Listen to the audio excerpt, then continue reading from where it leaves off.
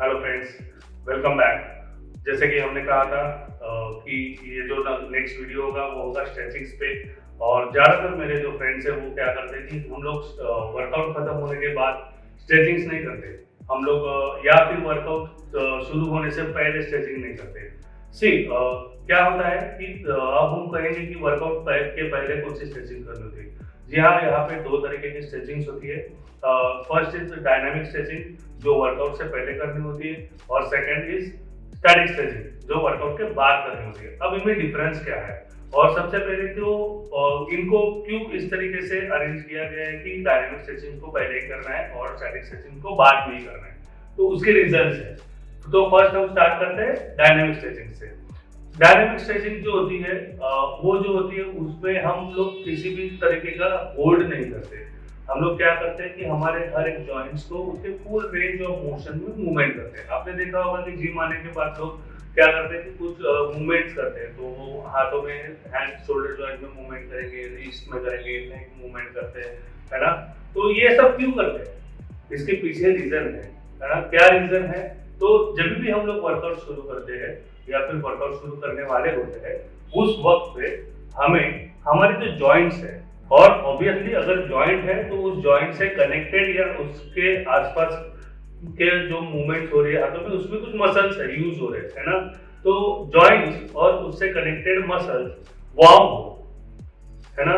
जब भी हम लोग हो सकता है कि अगर आप सो के उठे हो बहुत देर से या फिर कोई भी एक्टिविटी नहीं की हो, तो हो सकता है आपके जॉइंट्स में थोड़ी सी स्टिफनेस हो या फिर मसल्स में स्टिफनेस हो।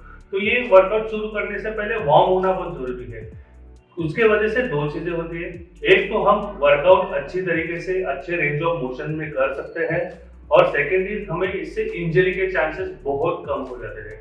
अगर आपने डायनामिक स्ट्रेचिंग पहले की है, अगर आपने वार्म अप पहले किया है, हम लोग नॉर्मली उसको वार्म अप बोलते हैं, है ना, कि आपको वर्कआउट शुरू करने से पहले वार्म अप करना जरूरी है। तो it's also stretching, that's called dynamic stretchings. Okay, तो इसके वजह से क्या होता है कि आपके जॉइंट्स अच्छे से फ्री होते हैं, आपके मसल वार्म होते हैं और आप वर्कआउट के लिए रेडी होते हो। सेकेंड स्ट्रेचिंग का जो टाइप है वो है स्टैटिक स्ट्रेचिंग। स्टैटिक स्ट्रेचिंग को बेसिकली करना होता है वर्कआउट के बाद। अब वर्कआउट के बाद क्यों, सबसे पहले तो हम देखेंगे कि क्यों। तो वर्कआउट के बाद क्या होता है कि जब भी हम लोग वर्कआउट करते हैं तो वर्कआउट करते वक्त वर्क करने की वजह से हमारे मसल्स में एक तरीके की स्टिफनेस आती है, ठीक है। मसल उसको हम लोग बोलते हैं कॉन्ट्रैक्टाइल एबिलिटी। तो मसल हमारा कॉन्ट्रैक्टाइल एबिलिटी हमारे मसल के मेमोरी में स्टोर होती है, और वो इमीडिएट वर्कआउट करने के बाद अपने आप रिलैक्स नहीं होती, इमीडिएट नहीं होती है, काफी टाइम लगता है। अब उसको उसकी जरूरत क्यों है, ठीक है। देखो, वर्कआउट करने के बाद आपने देखा रहेगा कि कुछ जो नए स्टूडेंट्स होते हैं या फिर नए बच्चे होते हैं जो वर्कआउट स्टार्ट करते हैं, तो वर्कआउट के फर्स्ट डे के बाद या सेकेंड डे के बाद उनके हाथ जो है वो इस तरीके से आकड़ जाते हैं, वो कंप्लीटली स्ट्रेट नहीं हो पाते, कंप्लीटली स्ट्रेट नहीं हो पाते, ठीक है। तो ये क्यों होता है, ये होता है कॉन्ट्रैक्टाइल एबिलिटी मसल मेमोरी में स्टोर होने की वजह से मसल हमारे कंप्लीटली रिलैक्स नहीं होते। सेकेंड थिंग कि जब हम लोग वर्कआउट कर रहे होते हैं उस वक्त हमारे मसल में लैक्टिक एसिड स्टोर होता है।